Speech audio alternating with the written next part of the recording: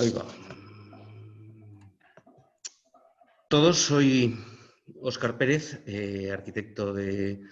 vocal de Cultura con Joana Urralburu de la Junta del Colegio de Arquitectos Vasco Navarro en la delegación en Navarra. Y voy a presentar esta tercera sesión del ciclo Formas de Habitar, que está al cargo de Miguel Ángel Alonso del Val. Miguel Ángel, bueno, de sobra conocido por todos vosotros, pero no resta para decir que es un gran arquitecto que actualmente dirige la Escuela de Arquitectura de la Universidad de Navarra, donde es también catedrático de proyectos y profesor. A su vez ha estado como figura en el currículum en el pequeño currículum que hemos colgado en la página web del COABNA. Ha sido profesor visitante en numerosas universidades europeas y americanas y socio fundador de AH y Asociados, con oficinas tanto en Pamplona como Qatar y Panamá. La conferencia que hoy nos va a dar Miguel Ángel tiene por título Las casas del aire, ¿no? Hay un extracto que ha escrito el propio Miguel Ángel, que lo voy a leer íntegramente porque creo que es muy explicativo de lo que nos va a contar y muy clarificador, ¿no? Dice así: los arquitectos modernos utilizaron el tema de la vivienda como un recurso fundamental para la transformación del entorno construido, al confluir los deseos de apertura urbana con la voluntad higienista de crear un hábitat adecuado para la nueva sociedad. El mito del rascacielos será el soporte de una transformación tipológica que adaptará los hallazgos vanguardistas de los prototipos unifamiliares a la construcción en altura, una aportación todavía vigente como alternativa al desarrollo insostenible de las periferias y a la demanda de viviendas saludables. Creo que es más que inspirador este texto, máxime en las circunstancias que nos encontramos ahora. Sin más dilación, y agradeciéndole a Miguel Ángel el hecho de haberse apuntado a este ciclo, y agradeciéndoos a todos los presentes en esta conferencia, me gustaría dar la palabra directamente a Miguel. Recordaros una cosa, que debéis tener todos los micrófonos apagados y lo mismo que la cámara. Muchas gracias y Miguel Ángel, cuando quieras. Muy bien, Óscar, muchas gracias. Gracias por tu presentación. Gracias a la delegación en Navarra del Colegio de Arquitectos, a ti mismo, Óscar, a Joana y a Maite y a Pachi, y por supuesto a la Junta, que apoya estas iniciativas que me parecen del todo interesantes y que yo creo que además pueden inaugurar un modo diferente de ponernos en contacto, de estar en contacto y de compartir experiencias, conocimientos y visiones de la arquitectura. Después de las dos primeras conferencias, las dos primeras sesiones a cargo de Mariano y de Maite, realmente la mía va a tener un carácter mucho más panorámico y no tan centrada en una pieza arquitectónica concreta. El objetivo, como ya se ha dicho, es traer a la actualidad una preocupación que hace más de 100 años fue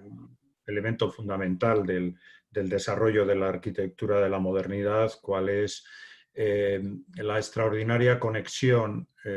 que había y que se fundamentó entre los hallazgos experimentales realizados sobre la vivienda unifamiliar y trasladados en altura,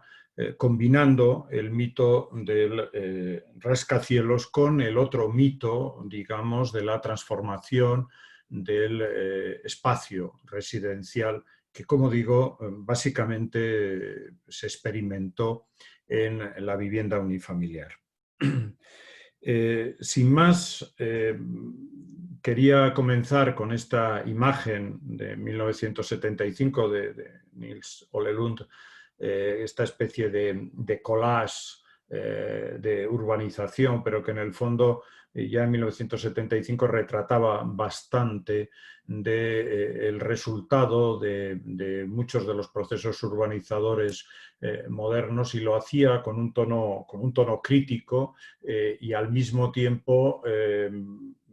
ponía de manifiesto esta preocupación, digamos, por el hábitat y esta extensión que un modelo y un determinado mito arquitectónico, cual es el mito de la vivienda unifamiliar en extenso,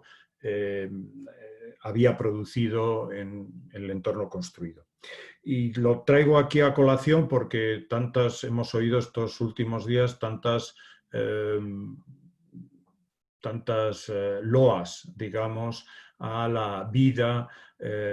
bucólica en los espacios vaciados, en los pequeños entornos, en el fondo la vuelta a una reconsideración y también una puesta en valor en medio de la pandemia de la construcción unifamiliar, individual, aislada, dispersa en el territorio. Bien, esta conferencia lo que quiere, o esta charla, lo que quiere es compartir con vosotros muchos de los ejemplos, entre otras cosas para poner muchos de los ejemplos de la buena arquitectura del siglo XX que ha permitido y permite mostrarnos que es posible combinar todos los valores del espacio que podríamos denominar tradicional de la vivienda unifamiliar dentro de una estructura que al mismo tiempo pueda ser urbana y que pueda tener características de espacio urbano. Naturalmente, las pandemias han sido grandes modificadores de las realidades arquitectónicas y urbanísticas, ¿no? Se habla de cuánto el cólera en el siglo XIX y las epidemias de tifus pues, hicieron por las mejoras en la urbanización, en la aparición de los tratados urbanísticos, en la mejora, por ejemplo, en los drenajes y en el saneamiento, y cuánto realmente la tuberculosis y digamos, la gran epidemia que la tuberculosis supuso a principios del siglo XX hizo o facilitó el desarrollo de una nueva arquitectura donde cuestiones como la ventilación, el soleamiento, la orientación, etcétera, fueran tenidas en cuenta. En un entorno donde realmente las periferias urbanas tenían esta imagen como esta que muestra tan característica de los suburbios, bueno, de una ciudad británica, o incluso esta imagen que me parece bastante sorprendente, que es la imagen de un refugio del Ejército de Salvación en los años 30, con esta imagen, ¿no?, de estos cáteres, de estos lugares para que pasaran la noche la gente que estaba en las calles de Londres, y que tiene tanto de una visión que se nos hace demasiado próxima a algunos tanatorios y a una visión realmente de confinamiento. Frente a esta solución, naturalmente, los urbanistas plantearon ciudades con otras características, ciudades abiertas, ciudades que pudieran romper con las tradiciones anteriores, con los modos de construir, con los modos de organizar el espacio, y naturalmente esta idea de las grandes arquitecturas ordenadas y de las grandes ciudades, como esta imagen de esta maqueta de Hilbersheimer que tanto tiene de visión utópica de una ciudad que naturalmente con otras muchas claves, como pueden ser las claves de distinción de circulaciones, etcétera, pero que en el fondo clamaban por una ciudad abierta, una ciudad donde el aire corriera y naturalmente donde las alegrías naturales, como dirá Le Corbusier, estén muy presentes. Dos grandes, podríamos decir, dos grandes utopías, curiosamente una soviética y otra comunista y otra capitalista, dos grandes utopías buscaban cambios en estructura de la ciudad tradicional, haciendo un cántico al habitar en el espacio natural, en un caso con una visión naturalmente rupturista frente a la ciudad tradicional, como podía ser el caso de los desurbanistas rusos, con ese ejemplo que aparece en Sosgorod o que está arriba, en la cota superior, o el caso de Broadacre City de Frank Lloyd Wright, que curiosamente y prácticamente Sosgorod desde 1930, ha desaparecido lamentablemente el subtítulo, pero bueno, es de 1930 de Miljutin, y la propuesta de 1932 de Frank Lloyd Wright, que curiosamente desde formulaciones políticamente tan distantes, sin embargo eran tan próximas en su planteamiento. Traigo aquí este proyecto casi como antesala de todo lo que vamos a ver después de este breve planteamiento, que es esta propuesta utópica de Hendrik Theodoricus Bigdebel, director de la revista Wendingen, que es, digamos, la revista clásica y referente de lo que se denominó la Escuela de Ámsterdam, y un arquitecto con una extraordinaria conexión con Frank Lloyd Wright. De hecho, Frank Lloyd Wright le invitó a dar conferencias por Estados Unidos, y que en 1920, o sea, hace 100 años, plantea este proyecto Caos Orden, que es un proyecto donde naturalmente plantea una alternativa radical, digamos, a la ciudad de Ámsterdam, donde el caos naturalmente es la ciudad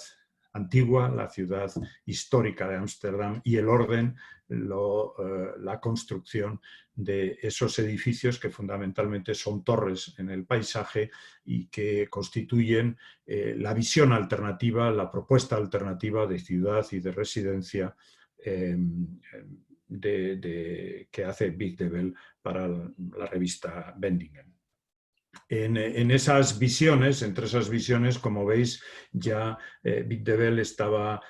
planteando, hay diversas visiones que él crea para la revista, y una de ellas, sin duda, pues es esta visión de rascacielos en el paisaje, que puntúan el paisaje y que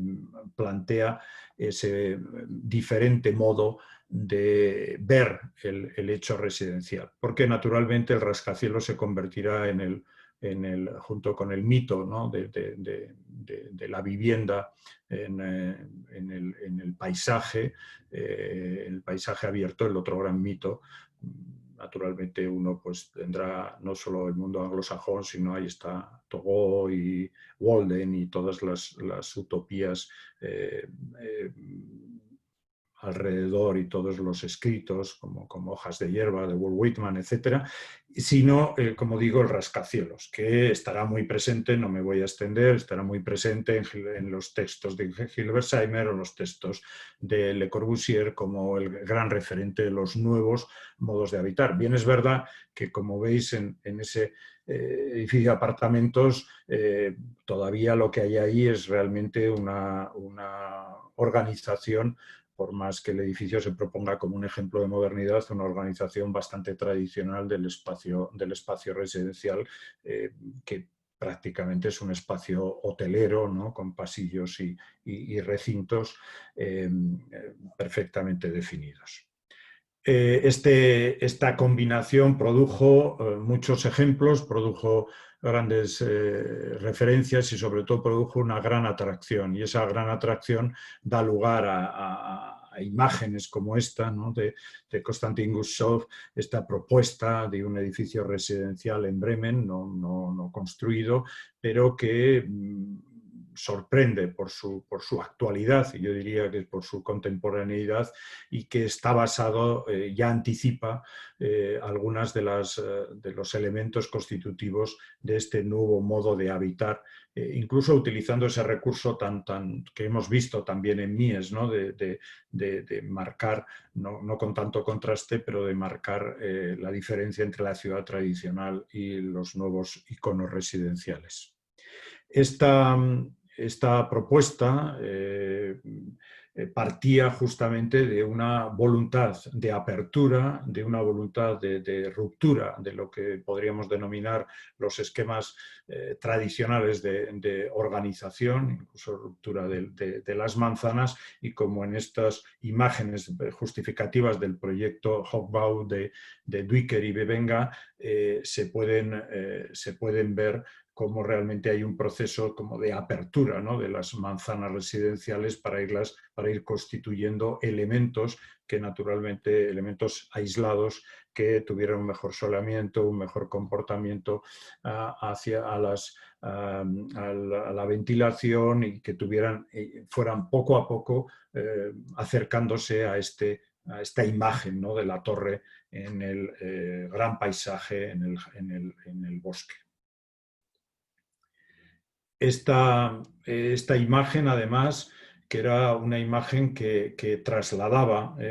si lo hemos visto, perdóname que vuelva un poquito para atrás, esta imagen, ¿no?, de Hochbau que hay a la derecha, que traslada esa idea, ¿no?, también de trasladar la calle en altura, en distintos niveles, y que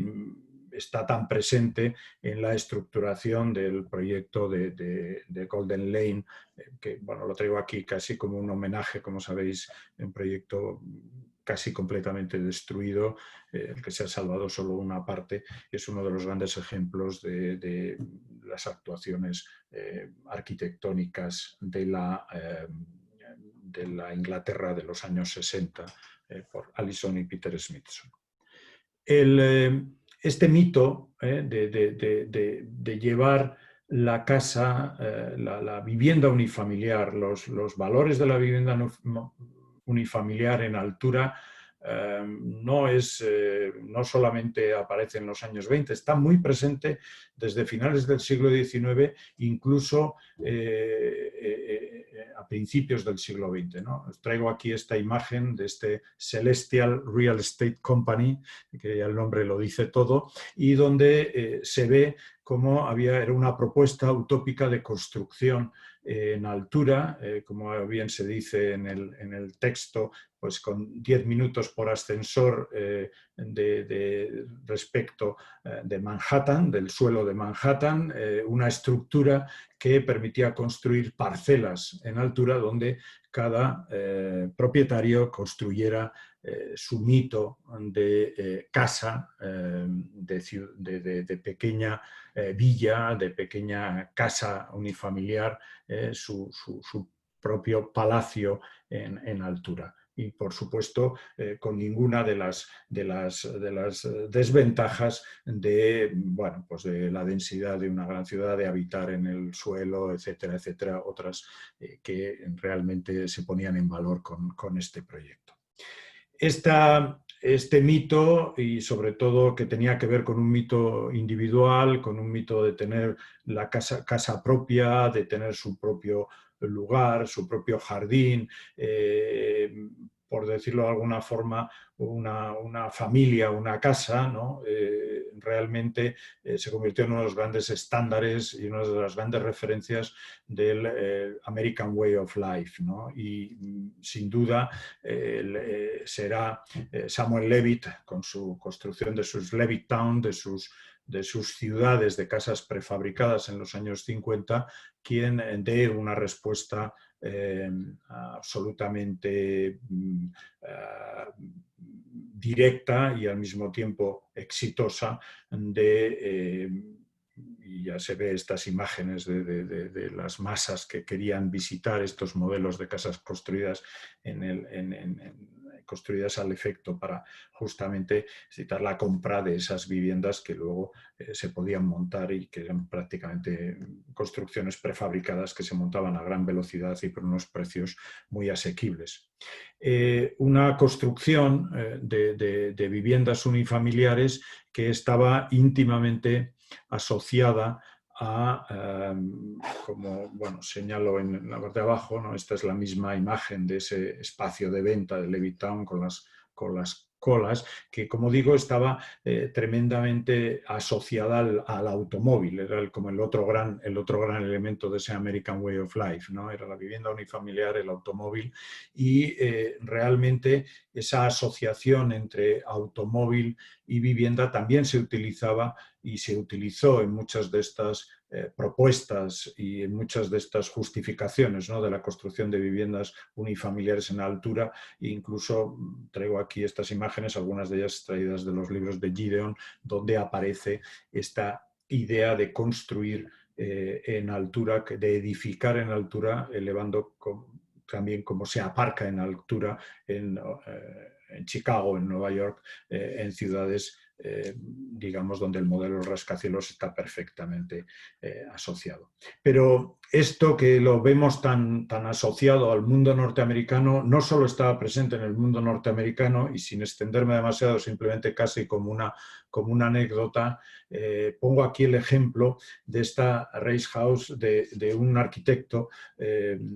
monumentalista alemán de los años 20, Otto Kotz, que muy próximo por sus imágenes, y si alguno ahonda en su historia verá la proximidad que hay a algunas de las arquitecturas de nuestro Víctor Eusa, que en este edificio, este proyecto teórico de una Reichshaus del año 1920, realmente lo que hace es una megaestructura llena, no sé si se aprecia, de pequeñas casitas que están alojadas casi como cofres en cada una de esas baldas de esa inmensa superestructura que construye en el centro, utópicamente en el centro, en el centro de Berlín, o bueno, en un lugar señalado de la ciudad de Berlín. Como he dicho, el automóvil, el coche, es importante, el coche, el automóvil y el pasado. Naturalmente, esta imagen de Le Corbusier tan conocida, de esta vinculación entre el automóvil, la evolución del automóvil, la evolución de los templos dóricos griegos, pero quizá aquí lo más importante es señalar cómo ya Le Corbusier, en un momento tan temprano como 1917, hace esta propuesta, hace un boceto de un rascacielos, mientras estaba todavía en la Chaux de Fonds, no se había desplazado todavía a París, y hace esta propuesta que curiosamente lo que también está constituida sobre esa base es cómo, por qué no unificar, apilar, unir todo ese conjunto de viviendas unifamiliares, que era lo tradicional también en la Chaux de Fonds, el urbanismo, en grandes elementos que puedan, a modo de rascacielos, puedan construir esos nuevos hitos de la ciudad. Y además, como veis, son hitos con una estructura, bueno, en este caso con una disposición pentagonal a través de células, que además cuentan con espacios ajardinados. Por lo tanto, ya en este momento todavía no había conocido a Saint-Fan, todavía no estaba en el París de los años 20, y sin embargo ya aquel Charles-Édouard Jeanneret ya tenía en la cabeza esta idea de la construcción en altura. La construcción en altura de unidades que sin duda el pabellón del Esprit Nouveau fue, digamos, el momento en el cual realmente construye esa unidad tipo de elemento residencial. Como sabéis, este pabellón básicamente era un módulo de vivienda en dúplex que están las plantas aquí arriba, lo que es propiamente la vivienda es esta parte con esta estructura en L que tiene un vacío central de doble altura, que es el espacio jardín, el espacio al cual se refiere todo el conjunto de la vivienda, y que también soporta ese mismo año la propuesta de una vivienda de mayor tamaño, que es la Villa Meyer, una vivienda no construida, donde nuevamente tanto los temas del espacio de doble altura como sobre todo el jardín elevado, ¿no? jardin suspendu es un elemento absolutamente fundamental de esta contribución, porque realmente esta pieza, su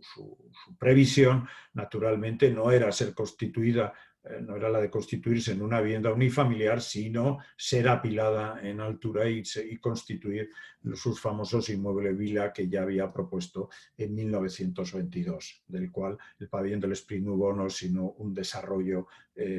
singular de esas piezas, ¿no? Donde cada uno de los elementos pues constituye una unidad con su jardín, una unidad en dúplex que contiene, digamos, todos los valores de esa nueva cultura urbana que, sin embargo, incorpora ese mito de la vivienda unifamiliar o de la casa con jardín. Este modelo, naturalmente, pues tiene otras referencias. No solamente está la referencia de Le Corbusier, está la referencia alemana, este modelo, esta casa modelo, ¿no?, que construyeron los hermanos Luckar en las afueras de Berlín en 1929, pero quizá mucho más interesante es el proyecto un poco posterior, pero ciertamente inspirado, que es el proyecto de Tolldertal, este conjunto de agrupaciones de viviendas que construyen los hermanos Roth junto con Marcel Breuer en Zúrich, y que tiene, digamos, ya va configurando de una manera mucho más precisa algunos de los valores que luego estarán presentes en la construcción de casas, de las casas del aire, como yo menciono en esta charla. Estas viviendas, que es de baja altura, pues porque realmente no se podían construir en mucha mayor dimensión, pero sin embargo son programas que configuran ya claramente la distinción entre distintos ámbitos, la distinción funcional entre los diversos elementos, pero al mismo tiempo también la enorme importancia de la relación interior-exterior, el tratamiento de la terraza, ese número 10 que tenéis aquí a la izquierda, como un ámbito más, incluso con la importancia que en la configuración física del proyecto tiene, física y plástica, y cómo realmente es un ejemplo en el cual se están además ya incorporando muchos de los estudios y de los valores que sin duda eran ya comunes en esos años, no solamente por lo que los grandes manuales de nueva edificación, Bruno Taut, de los CIAM y de los conceptos como el Existence Minimum que tenéis a la derecha, las tablas famosas de Alexander Klein con las múltiples configuraciones y optimizaciones de los espacios, pero que sin duda estaban movidos por una vocación que era una transformación radical de la construcción tradicional. Los 5 puntos para una arquitectura de Le Corbusier, traducidos, pues en este caso traducido por Bertolt Lubetkin en su justificación del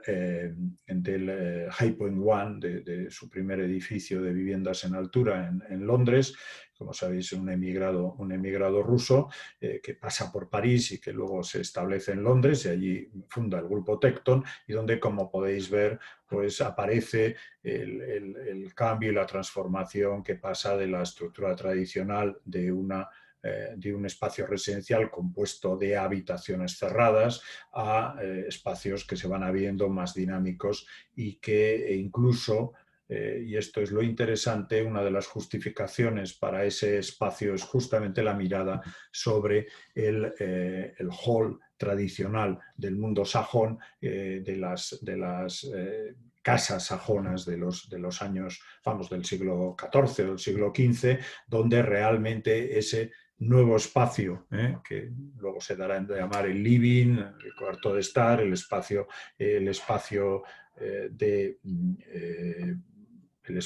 de reunión familiar, naturalmente sustituía a esta simple subdivisión de compartimentación de cuartos que tenía cualquier residencia tradicional. Pero Bertolt Lubetkin no llega al High Point One de manera directa, sino que hace su experimentación en la vivienda unifamiliar y construye unos bungalows, de hecho el más interesante es este que vemos abajo, pero el que se ve al fondo también es obra de Bertolt Lubetkin, donde construye en la campiña, construye ya unos modelos, digamos un pabellón modelo que en el fondo donde va a experimentar casi todos los valores del espacio que luego tratará de replicar en la construcción a la altura del High Point One. Como veis, es una pieza donde aquí ya no solamente hay una separación entre el espacio privado y el espacio público, ¿no? La zona clásica, zona de día, zona de noche, sino que además aquí incluso se hace un intento, bueno, un giro justamente por razones de orientación, etcétera, y se inicia lo que luego más tarde dará lugar a la vivienda binuclear tan conocida de Marcel Breuer y que tanto éxito y tantos seguidores tendrá a partir de los años 50 fundamentalmente. Bien, pues estas piezas, estos bungalows van a ser construidos en altura en este edificio, que en esta imagen muestra claramente, incluso con esta voluntad enfática de mostrarse como un elemento de novedad emergente frente a la construcción gris tradicional de viviendas adosadas y de pitch floor tan típica de cualquier suburbio o cualquier barrio residencial de Londres de principios de siglo. Este elemento, yo creo que esta pieza es una de las piezas realmente más interesantes de construcción en altura. Es una pieza en la cual Lubetkin y Tecton desarrollan esta forma en cruz, una forma en cruz que además les permite, como aquí se indica, incluso vincular, o sea, hacer soluciones que sean muy similares a las que hemos visto en los pabellones de Wisnade o hacer soluciones más convencionales de una vivienda por ala. En todo caso, combinando viviendas de 2 y de 3 dormitorios, como podéis ver, pero con variantes que puedan ser organizadas e incluso elementos en dúplex en algún punto de las plantas superiores. Aquí ya Lubetkin nos enseña soluciones que realmente, pues hoy cuando se habla, ¿no?, de la importancia del espacio interior, del espacio exterior, la posibilidad de dotar a la vivienda de variantes, de posibilidades, pues Lubetkin lo hace aquí de manera muy clara, ya ensayando estas tipologías que realmente lo que hacen es incidir muy claramente en la separación entre lo que podríamos llamar el ámbito más público de la vivienda, el ámbito privado. Todavía la cocina, pues como podéis ver, está considerada como un espacio, fundamentalmente un espacio de servicio, no tiene un carácter de espacio de relación, pero sin duda en la construcción, además aquí ya empiezan a utilizarse sistemas de construcción que hoy ya son muy comunes, que permitían una transformación y una variabilidad de estas viviendas. Este ejemplo es uno de los ejemplos, no el único por supuesto, pero es un ejemplo señero de este tipo de transformación. Unos años, prácticamente 2 años más tarde, el propio Lubetkin hará el High Point 2, que es una variante, aquí tenemos en esta imagen High Point 1, High Point 2, que es una variante donde se utiliza de manera mucho más intensiva el dúplex, donde realmente hay una mayor sofisticación, ya se crea una vivienda, podríamos decir, está el éxito que realmente se produce una vivienda de mayor calidad y también de mayor, podríamos decir, ya mucho más cargada de de referencias a vivienda, no tanto a una vivienda prefabricada o una vivienda sistematizada, sino realmente a espacios mucho más singulares y a unas viviendas que podemos considerar ya de alta gama, y donde el propio Lubetkin, que aquí le hemos fotografiado, instala en el pórtico de entrada de la Porte Cochere, donde el porche donde llegan los coches, instala de manera irónica y crítica esta cariátide, realmente produciendo un extraordinario, yo diría que una extraordinaria controversia entre las gentes que realmente le consideraban como parte de una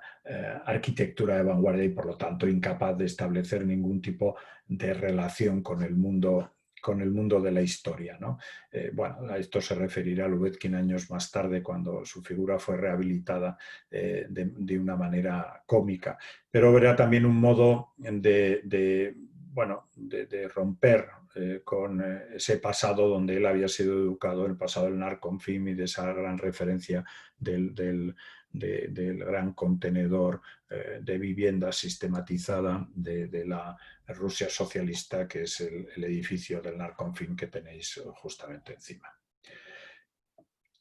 Cambiando de ámbito y moviéndonos del mundo atlántico al mundo mediterráneo, este tipo de cambios también operaban sobre arquitectos mucho más inspirados en la tradición clásica y mucho más vinculados al mundo de la tradición clasicista. Como he dicho, el caso de Terragni Lingueri, en este caso con la casa Rustici, que realmente es una transformación de la gran vivienda burguesa típica de Milán, a través de una operación de vaciamiento y de apertura, pero al mismo tiempo de mantenimiento de algunas de las señas de identidad de las grandes construcciones que el Novecento italiano estaba realizando, construcciones urbanas, y que es muy similar o tiene similitudes con la propuesta no construida de esta villa sobre el lago de Terragni, que es una propuesta canónica, ¿no? donde está la pieza construida, digamos, el volumen clásico, incluso proporcionado de una manera clásica, elaborado en el interior, pero manteniendo la consistencia de la figura y de la forma que remite al pasado. Naturalmente, Le Corbusier y sus proyectos de finales de los 20 y principios de los 30 están presentes, sobre todo los de los años 20, ¿no? Año 25, año 27, etc. Pero, sin embargo, el propio Terragni, aunque desgraciadamente desapareció muy pronto, irá evolucionando e irá buscando una apertura del espacio y irá evolucionando, irá transformando y de alguna manera rompiendo. Esto es lo que tanto le gusta a Peter Eisenman de Terragni, irá rompiendo manteniendo y rompiendo esas referencias al volumen tradicional y al mismo tiempo dotándole de un dinamismo que en este caso no será tanto la villa, o sea, no es tanto la Casa del Lago como la Villa Bianca de Seveso, donde Terragni ya plantea estructuras, una construcción y un funcionamiento, digamos, por capas, que se ven en las plantas, ¿no? Por capas de espacio que se vinculan el interior y el exterior con distintos niveles de transparencia, que luego aplicará de manera muy directa en la casa Giuliani Frigerio, que es prácticamente su última obra. Una vivienda estructurada de una manera muy similar a cómo estaba estructurada la Villa Bianca, solamente que construida en altura tratando con un decalaje en las plantas, como podéis ver aquí, que permite resolver algunos problemas de privacidad entre esta parte, la vivienda central, y justamente ese decalaje le permite una ventilación correcta y abierta entre un elemento y otro, al mismo tiempo conservar la privacidad y realmente modificar la estructura del propio Terragni. Estas son unas diapositivas del propio Terragni donde se ve la imagen de la Casa Giuliani Frigerio y cómo hacía una analogía respecto a esta catedral en el cual realmente hay un decalaje entre los elementos compositivos de la fachada y sin embargo mantiene una unidad de relación entre ellos. Naturalmente, no podía faltar aquí Luigi Moretti y sus grandes ejemplos, el de Via Bruno Buocci y Corso Italia, que sin duda Maite explicó tan extraordinariamente bien en la semana pasada y con lo cual no me voy a detener, pero sin duda Moretti es un gran referente también de esta transformación y esta construcción en altura de muchos de los mitos asociados a la vivienda, a la residencia unifamiliar. Otro gran referente y otro gran modelo es Alvar Aalto. Alvar Aalto, en este edificio del Hansa Viertel, de la exposición de Berlín del año 56-57, construye este edificio de vivienda colectiva que, como sabéis, y aquí está la maqueta, es un edificio de vivienda colectiva que está, digamos, que vive alrededor de un espacio exterior que es el jardín elevado, que es una terraza, al cual vierten los elementos principales de la estructura residencial de la casa y se convierte en el verdadero corazón. Y además en esta maqueta es evidente la importancia que Alvar Aalto le da. Y naturalmente no solamente es en los proyectos de Hansa, sino en proyectos de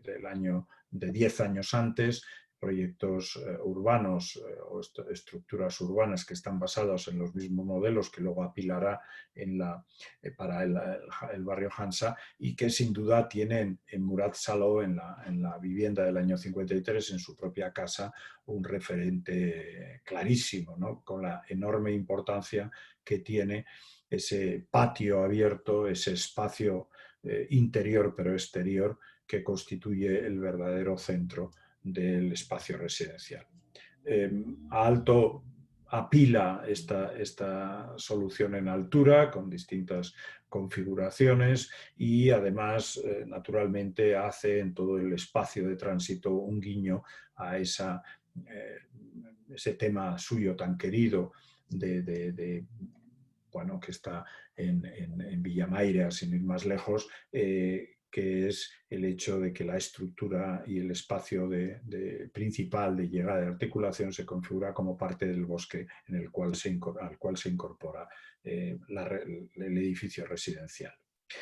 Como digo, este modelo y esta preocupación no solamente la podemos ver en sus propuestas de los años 50, este es el vestíbulo de Hansa Viertel a lo que me acabo de referir, sino que está presente en su primer proyecto, en su primer estudio, Casa Estudio de 1934 en Helsinki, incluso antes, en 1928, en este concurso, proyecto para un concurso denominado Merry Go Round de la revista Aita, donde se hace una propuesta de vivienda, de vivienda para el futuro y donde Aalto presenta Aino y Alvar Aalto presentan esta propuesta que realmente hace del espacio exterior el elemento central de la configuración, ese espacio exterior pero interiorizado, un elemento fundamental de la construcción de la vivienda. Este modelo y esta visión tan característica no solamente aparece en la figura de Álvar Aalto, sino que tenemos otros ejemplos mucho más cercanos, ¿no? Y ahora haré referencia a algunos arquitectos españoles. El primero, sin duda, es José Antonio Coderch y como la Casa Catasús y como el modo en el cual está estructurada esta casa y está configurado la relación interior-exterior, la relación entre los distintos elementos de la estructura residencial en esta figura, con la clara configuración de la zona privada, la zona pública y la zona de servicio, que incluía naturalmente la cocina y las habitaciones de servicio, en este caso, con una configuración que además está apoyada por la construcción de los elementos portantes de muros de carga de la vivienda, se traslada casi directamente, incluso muchos de los elementos constructivos y plásticos, como es el caso de las celosías y de los elementos de cierre de esos grandes espacios que permiten la conexión interior, se traslada de manera casi directa a este fantástico proyecto de viviendas de Compositor Bach, donde Coderch y Valls, hay que intentar no olvidarse de Valls porque era realmente un personaje importante. Coderch y Valls trasladan esas mismas referencias, pero las construyen en altura, ¿no? Es esta planta tan conocida, podemos casi distinguir estos distintos elementos, solo que apilado y compactados. Lo que en la Casa Catasús estaba abierto, aquí está mucho más compactado, naturalmente por razones obvias, pero sin embargo la casa está estructurada de una manera muy similar y además utiliza los elementos de relación interior-exterior de una manera muy similar a como lo hace en la Casa Catasús. Las viviendas unifamiliares de José Antonio Coderch y Manuel Valls irán evolucionando y también, naturalmente, irán evolucionando sus proyectos urbanos, donde, sin duda, podría establecerse una conexión entre este proyecto no construido de Torre Valentina y el edificio Girasol, pero como veremos quizá se parece más a alguna de las viviendas unifamiliares como la Casa Auriac contemporáneas o levemente anteriores al edificio Girasol. El edificio Girasol, con esta planta extraordinaria, donde realmente es un clarísimo ejemplo de esta construcción de viviendas unifamiliares en altura, donde se resuelve todos los problemas de ventilación, de iluminación. No puedo detenerme en cada uno de los elementos que constituye esta magnífica planta, pero no puedo más que invitar a volver sobre ella y a ver cómo realmente de estos primeros esquemas donde la intención está muy clara, pero todavía los esbozos son muy básicos. Aquí ya está mucho más configurada cada uno de los elementos y ver la riqueza y la habilidad que Coderch y Valls transmiten en cada uno de estos elementos, que no solamente permiten una buena ventilación, un soleamiento, sino que además, y esto es lo más importante, permiten construir también un conjunto que se incorpora dentro de una estructura urbana con suficiente dignidad, y yo diría que con bastante dignidad.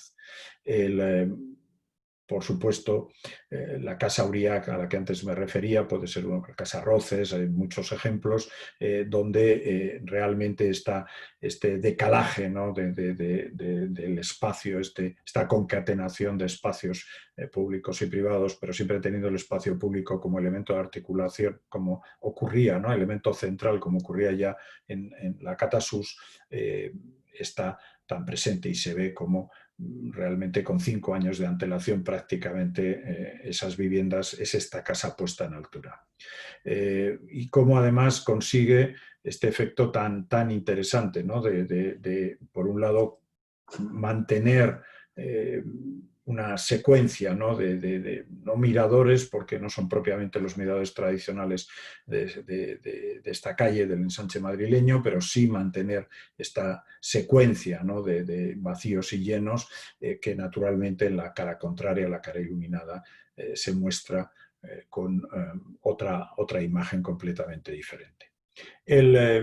Desde esta casa se ve otra extraordinaria casa en la que no me voy a detener, que es las viviendas de Juan Manuel Ruiz de la Prada, un gran arquitecto que menos conocido y quizá no suficientemente valorado porque realmente actuaba como promotor. Como anécdota diré que es el padre de Ágata Ruiz de la Prada, o era el padre de Ágata Ruiz de la Prada, este arquitecto que construye realmente hace una construcción que, por supuesto, teniendo Frank Lloyd Wright, como casi toda la modernidad española de aquellos años, como veremos, muy presente, sin embargo, también incorpora algunos de los planteamientos de transparencia horizontal que están tan presentes en la arquitectura de Mies. Y como vendrá Javier Pérez Herreras luego a contar, vamos, la semana próxima a contarnos, no voy a simplemente a señalar un apunte de realmente cómo el propio Mies, sus casas patio las eleva en altura en los apartamentos del Lakeshore Drive de una manera bastante evidente,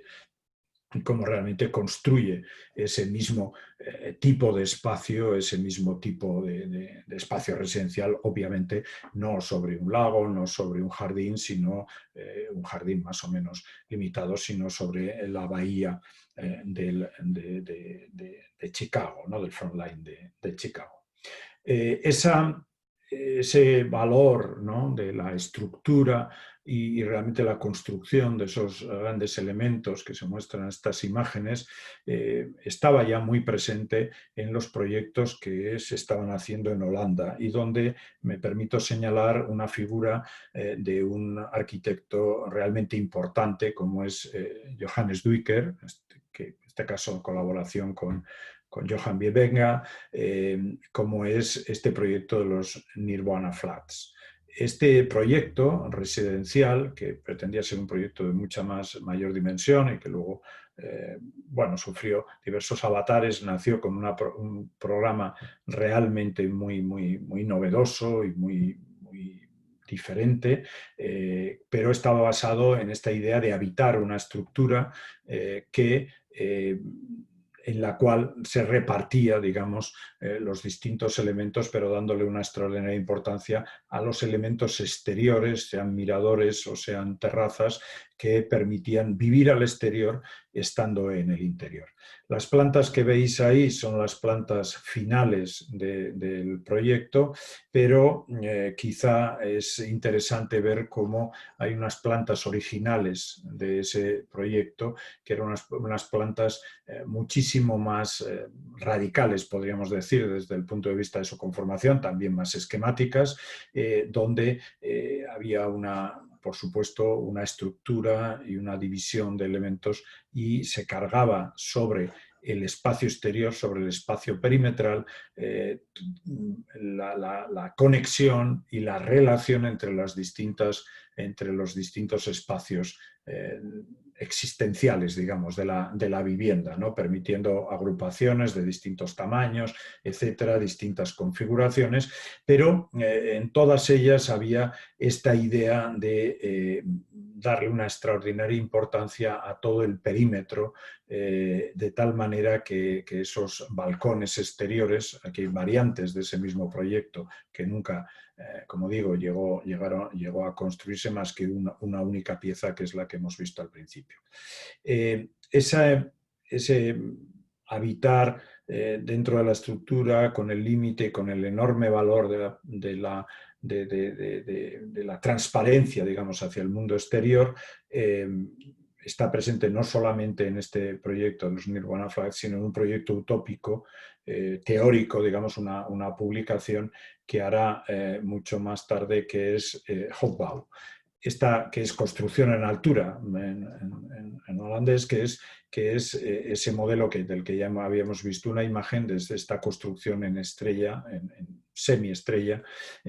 orientada, que está directamente inspirada en este edificio emblemático de la Escuela al Aire Libre de Duiker de 1924. Esas plantas abiertas que mantienen el mismo tipo de configuración del que hemos visto, pues un detalle, una imagen en pequeñito de este espacio, del espacio, digamos, común, pero que mantiene esta idea de utilizar la veranda, ¿no? el perímetro exterior como un elemento fundamental y incorporar también la visión angular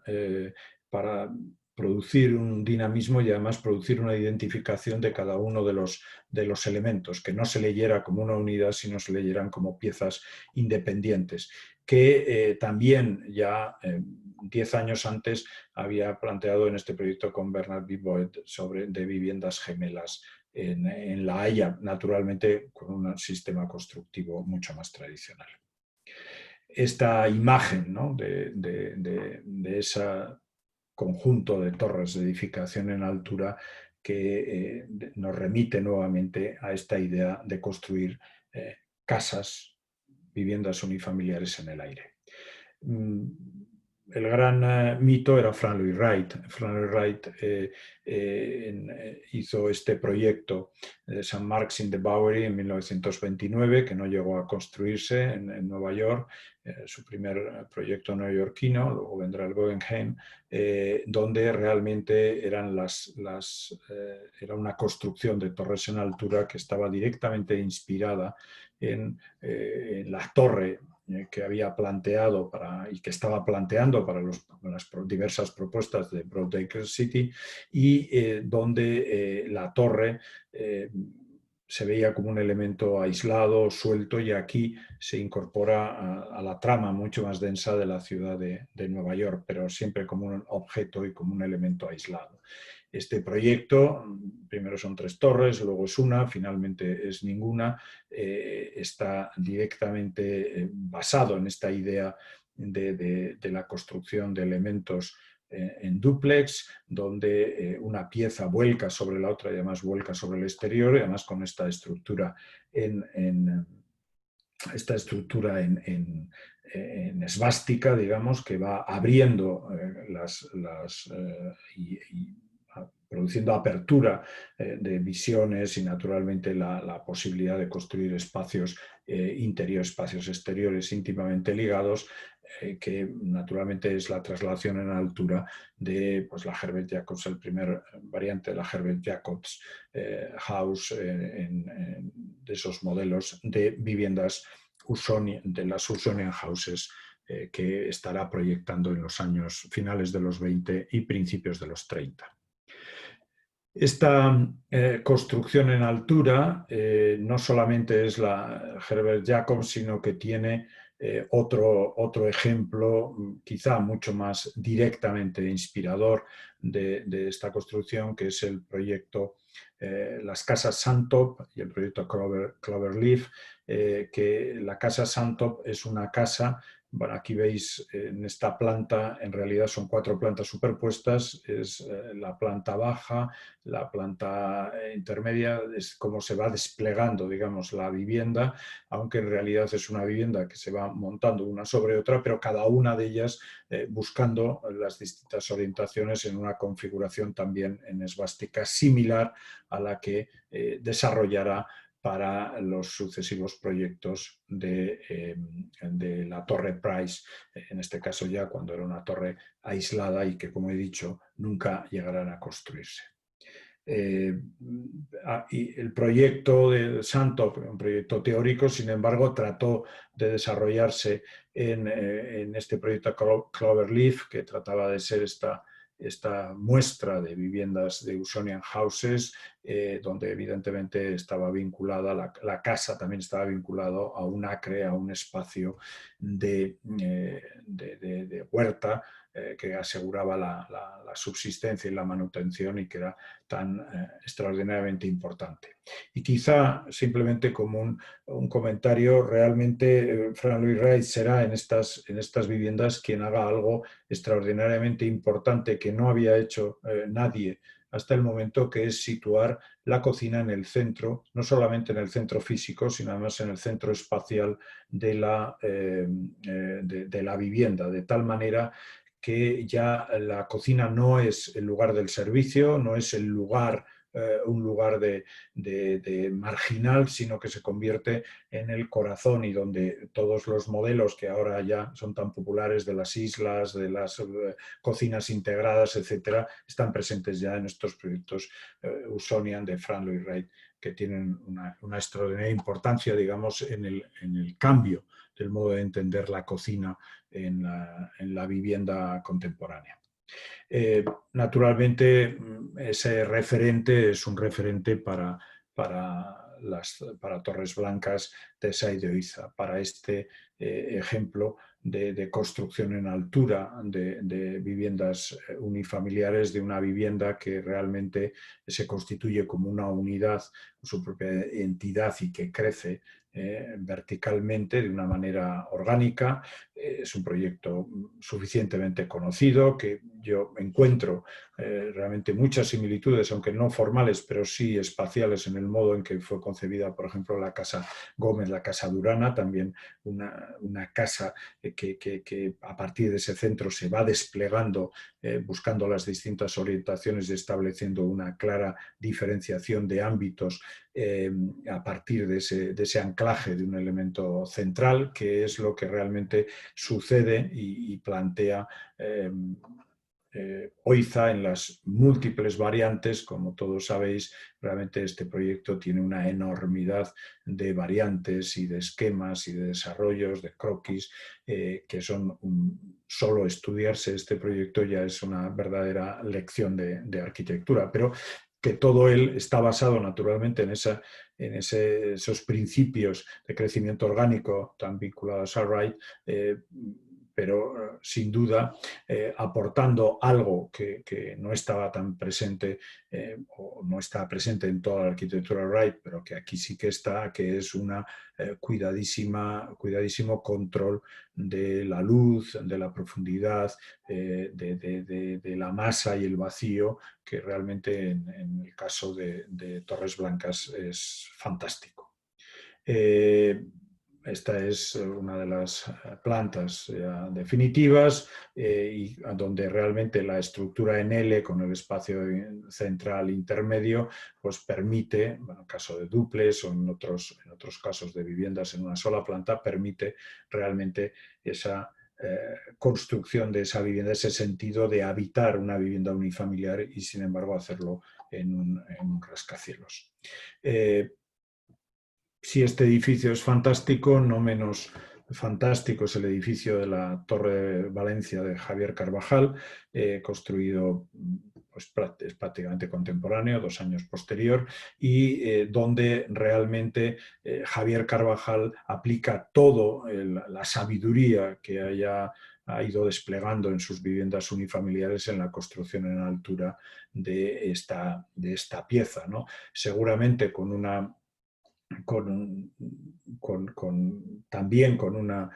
una referencia indudable al mundo wrightiano, naturalmente con unas claves de una estrategia mucho más estratificada, como por capas, mucho más obsesionada por esas distinciones entre diversos elementos que van configurando como estratos, ¿no?, dentro de la propia vivienda, y que es fácil de observar en proyectos como este, que fue casi como un ensayo previo en los apartamentos Montes Quinza de Madrid del año 66, y sin duda en sus casas de Somosaguas, singularmente su propia casa, ¿no? Cómo realmente consigue ir vinculando y al mismo tiempo ir privatizando cada uno de los elementos que se va desplegando en las distintas direcciones de esta extraordinaria planta, sin duda barroca, pero al mismo tiempo extremadamente controlada, gracias a la fuerza y a la potencia que la construcción unitaria le otorgan. Una construcción unitaria que también está presente en el uso del prefabricado de hormigón y de estos gestos tan potentes que sin duda hoy, cuando uno mira la torre, el hecho de que se hayan cerrado muchas de sus terrazas y se han cerrado muchas de ellas de manera inapropiada, realmente le restan gran parte del valor y de la potencia que el edificio posee. Sin duda hemos hecho este recorrido, ya voy terminando, hemos hecho este recorrido a partir de este mito, ¿no?, de la casa, de la vivienda unifamiliar, que New York en los años 60 representaba incluso esta analogía, ¿no?, entre las guías de las páginas amarillas y una estructura urbana que podría recordar a Manhattan, pero que más allá del mito puede llegar a convertirse en pesadilla e incluso puede convertirse en causa de debate, como es el caso de esta favela, esta imagen, ¿no?, que se utilizó en la Bienal de Venecia del año 2006 para poner de manifiesto casi la contradicción entre ricos y pobres, entre un mundo y otro mundo, entre una sociedad y otra sociedad, las enormes desigualdades. Pero más allá de estas circunstancias, sin duda sigue existiendo una aspiración que está grabada ya en el subconsciente de toda la sociedad, de esta aspiración que representa el habitar en altura con una vivienda unifamiliar y que refleja de una manera,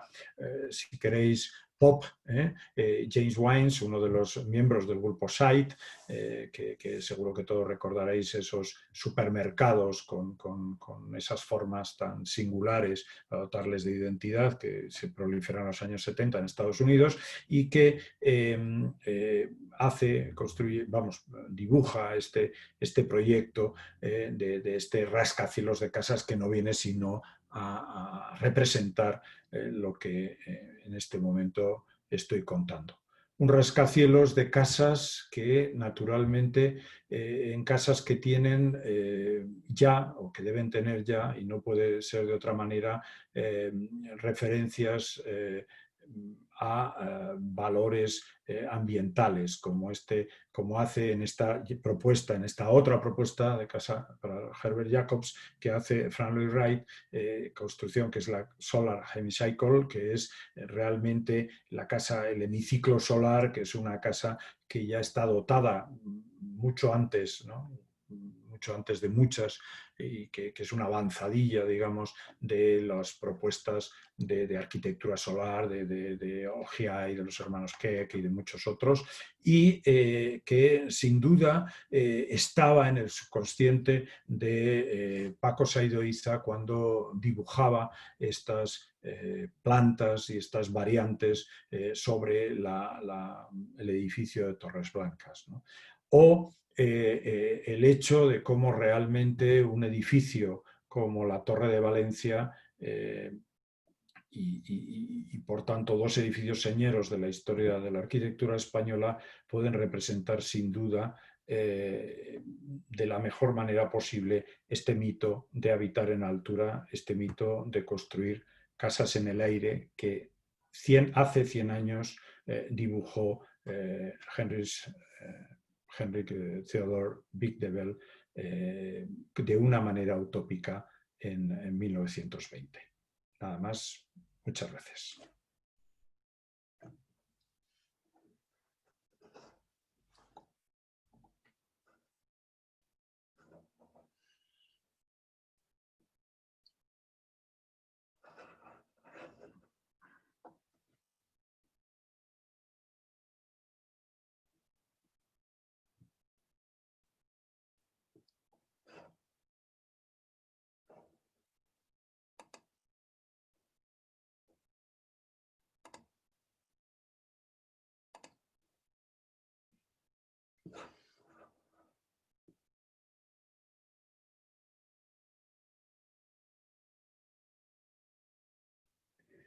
Bien, no sé si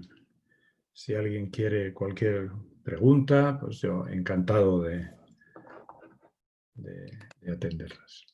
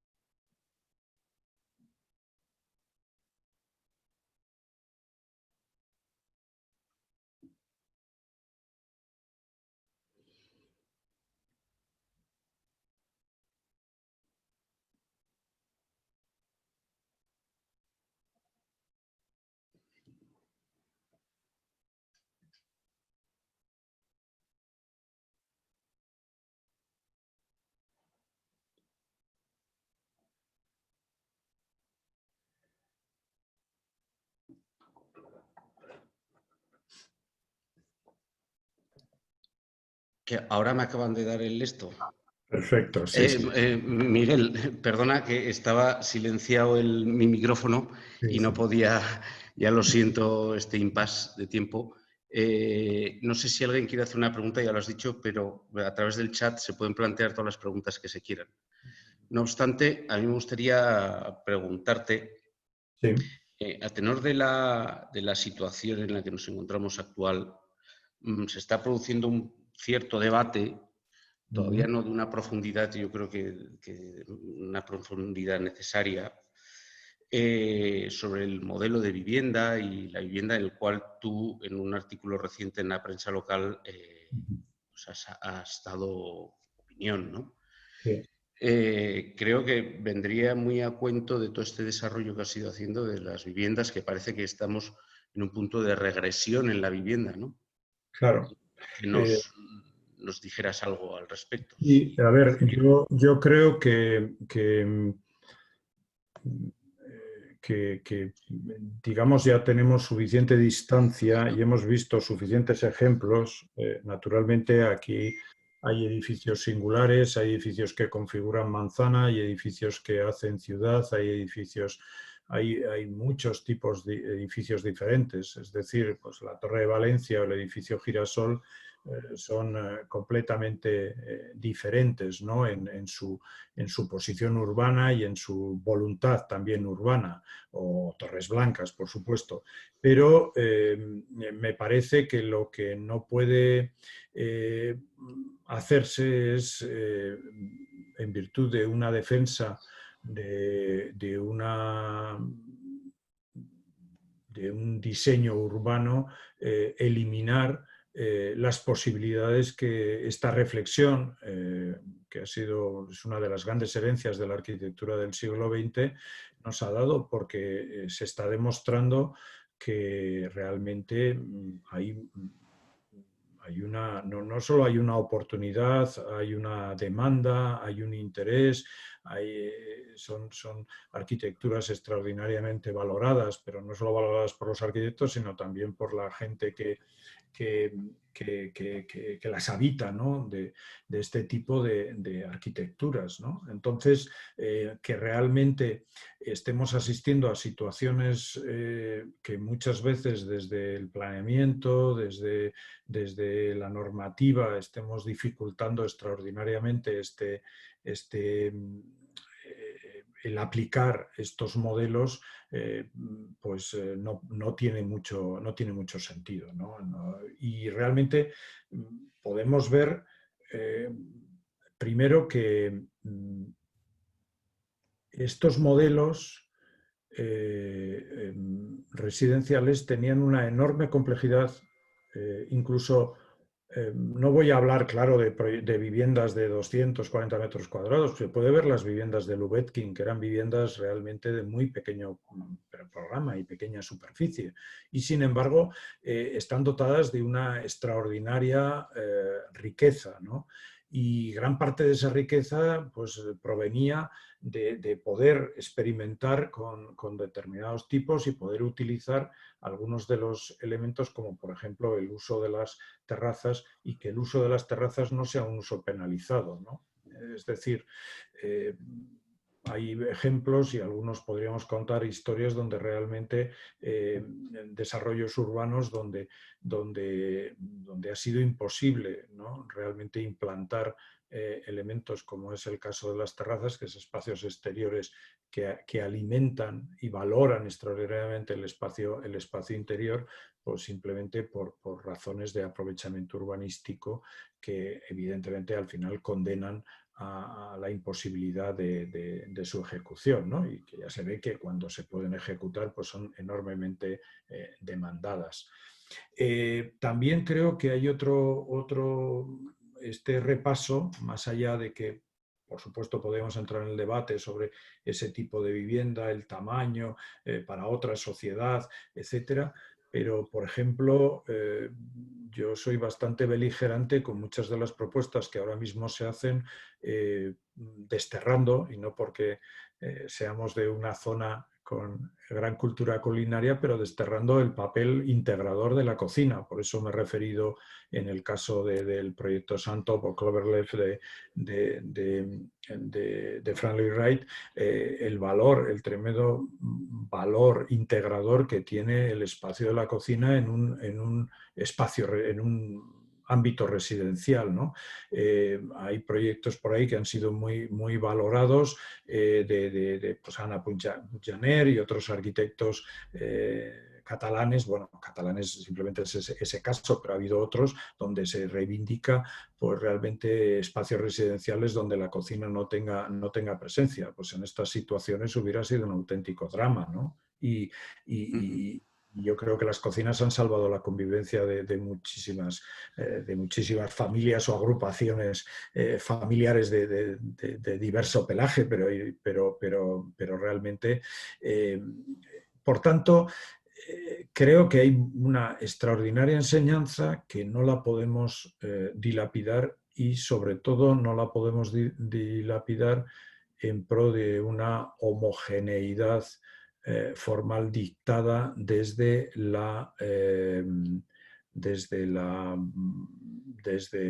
el diseño urbano, ¿no?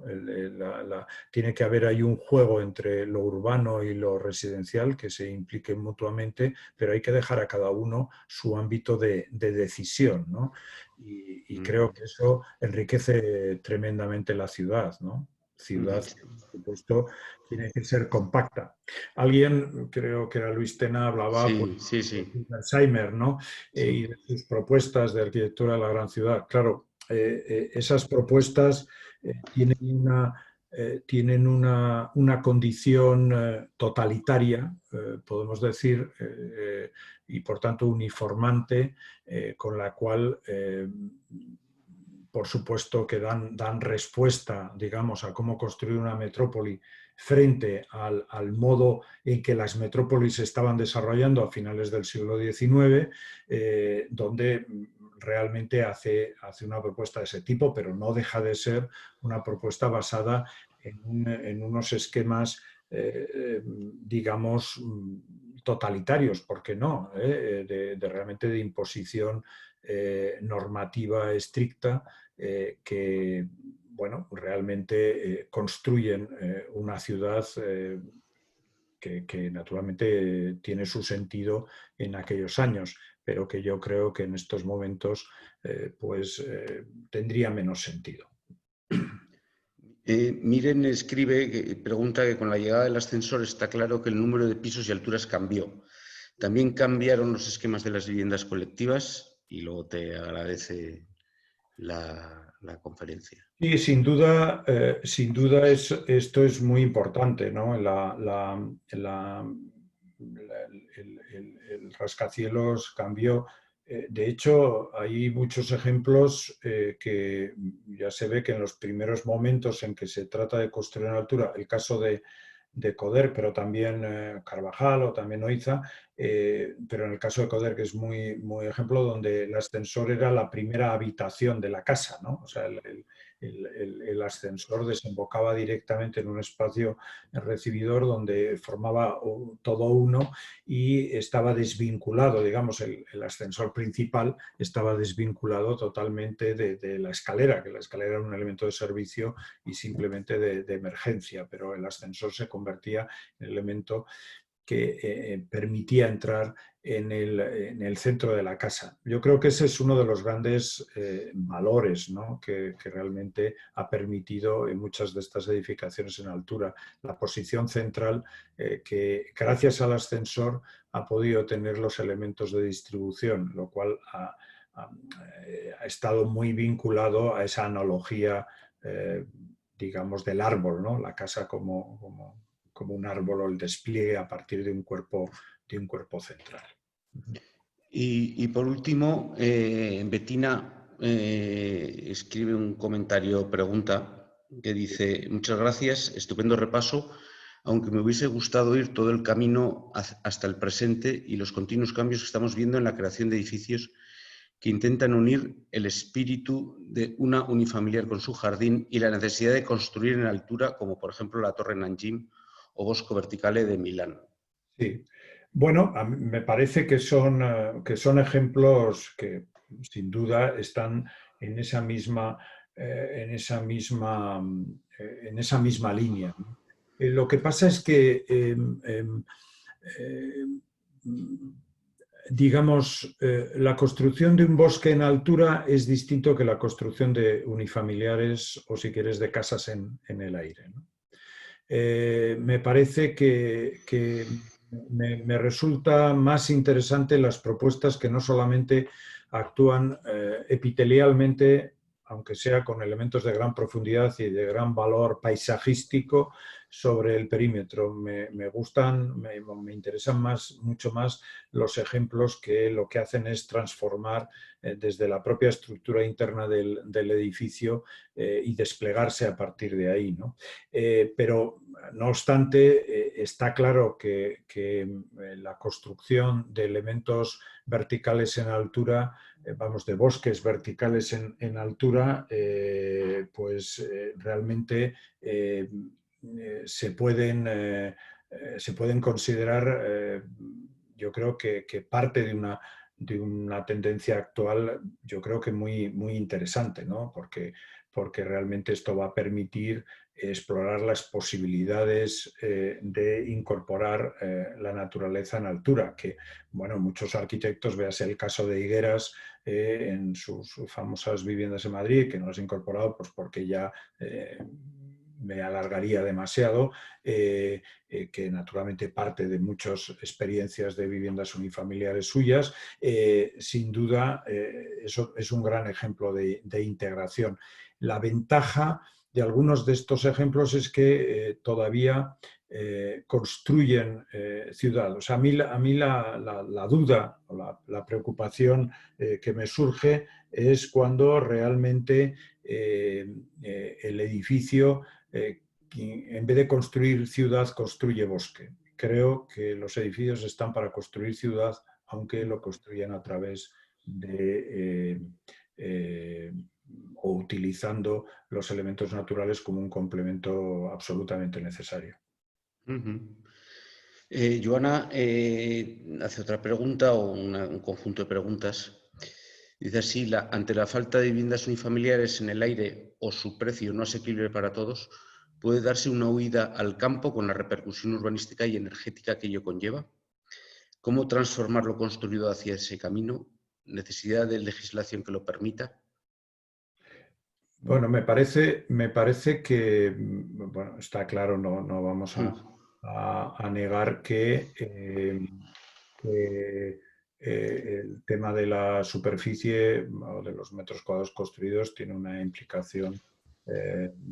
una implicación económica evidente. Ahí no vamos a negar y esto nos llevaría muy lejos en el debate. Lo que sí es verdad es que yo creo que la ciudad tiene recursos suficientes para proveer a sus habitantes de espacios con los mismos valores, y estos ejemplos tratan de mostrarlo, con los mismos valores que uno puede encontrar en una vivienda unifamiliar en el campo, pero con las enormes ventajas de la compacidad, la conectividad, la mezcla de usos, la complejidad de una ciudad y la seguridad de una ciudad. Es decir, seguridad en términos amplios, ¿no? O sea, seguridad pues, del funcionamiento de las infraestructuras, seguridad en tener un wifi, en seguridad en tener dotaciones, seguridad en que el transporte público llegue porque hay densidad suficiente. Es decir, la construcción realmente en altura es posible hacerla dentro de esos parámetros. Naturalmente, habrá que hacerlo de una manera, bueno, razonable, pero creo que con pocos gestos, véase los ejemplos magníficos que se están produciendo aquí en Navarra, pues en Ripagaina, en otros lugares de viviendas que simplemente por el hecho de tener una terraza y que esa terraza no haya computado, pues se pueda construir a un precio razonable y no sea un sobrecoste por el precio del suelo tremendo o porque se pierda edificabilidad de manera radical, pues realmente permite mejorar las condiciones de habitabilidad de esas viviendas, ¿no? Yo creo que la periferia tiene un valor romántico, pero tiene extraordinarios problemas de sostenibilidad de cara al futuro. Y podemos, podemos hablar, y ahí está la utopía de Broadacre, bueno, en todas se podrían contar con los dedos de una mano la cantidad de viviendas unifamiliares que en Estados Unidos son autosuficientes, que no van el fin de semana al hipermercado a comprar sus verduras y sus frutas. Por tanto, tampoco es verdad, porque sabemos que para tener una agricultura con un mínimo de calidad necesitas, ¿no? Y necesitas también dedicación, y eso no es solamente un hobby que, bueno, para algunas personas puede resultar muy interesante y lo pueden hacer y seguramente funcionará, pero no para el común de la sociedad. Esta es mi opinión. Tus últimas preguntas, si quieres o te parece ya suficiente. Bueno, una de Javier Ugarte que comenta, ¿crees que la presente situación se está pudiendo dar una cierta concienciación sobre el espacio doméstico en el usuario final, que pueda derivar en cambios en cuanto a lo que el mercado de vivienda está dispuesto a admitir a nivel de experimentación o innovación? Pues yo creo que sí. Fíjate, es muy curioso porque yo desde luego en las últimas semanas, diría, he tenido muchas consultas de gente que, bueno, a través de los promotores inmobiliarios que les habían vendido casas y que te hacen preguntas de cómo puedo crear un espacio para trabajar que pueda ser independiente o cómo puedo flexibilizar en la planta de vivienda o qué es lo que podría hacer con ella para transformar. Es decir, yo creo que ha puesto muy de manifiesto la importancia de un buen espacio bien pensado, que tenga valores no solo espaciales, sino también ambientales y que tenga capacidad de transformación y de adaptación. Bueno, yo creo que eso me parece que es algo que va calando y que se va produciendo. ¿Qué ocurre? Bueno, a veces todavía tenemos algunas reglamentaciones y algunas normativas pues, que nos obligan a configurar los elementos residenciales de una determinada forma, aunque muchos de nosotros estamos plenamente convencidos y de hecho ocurre, que a los 3 meses la gente está haciendo obras en sus casas para derribar tabiques que no tienen sentido transformarlos en otro tipo de configuraciones. Por tanto, a ver, yo creo que sí, yo creo que además cada vez más hay hay ese interés. Aunque es verdad que todavía, evidentemente, la elección de una vivienda, pues en primer lugar es cuánto puedes pagar, obviamente, y luego dónde está. Todavía la ubicación manda más que la distribución. Es decir, Y por último, vamos, casi le ha respondido, pero quizás como colofón, Julián pregunta, ¿no habría que darle también una vuelta a tanta normativa de habitabilidad que encorsetan el diseño? pues, bueno, gracias por tus recuerdos y gracias a todos por lo amables que habéis sido recordando pues, en muchos casos la convivencia en las aulas o en los talleres. Bueno, yo creo que lo peor de las normativas es que nunca hay textos refundidos, ¿no? Siempre las normativas se van acumulando unas a otras y los textos refundidos realmente no se producen. Entonces, y además, todos ya tenemos la conciencia de que hoy en día distribuir, o vamos, perdón por utilizar la palabra distribuir, que no me gusta demasiado, sino organizar una planta es casi un problema de resolver un puzzle en muchos de los casos, ¿no? Un puzzle de normativas, un puzzle de exigencias, un puzzle de requerimientos, etc. Gran parte de los problemas provienen de la colisión entre normativas. Y desgraciadamente las normativas se hacen, y es verdad, se hacen para prevenir algunos casos escandalosos que los propios arquitectos realizamos o que con la firma de arquitectos se hacen, ¿no? Y que los poderes públicos tratan de prevenir a base de normativa. Pero frente a un caso que previenen, yo creo que impiden buenas soluciones en muchísimos casos. Yo creo que ahí tendría que haber una seria reconsideración de la normativa, naturalmente digamos, ser exigentes en cuanto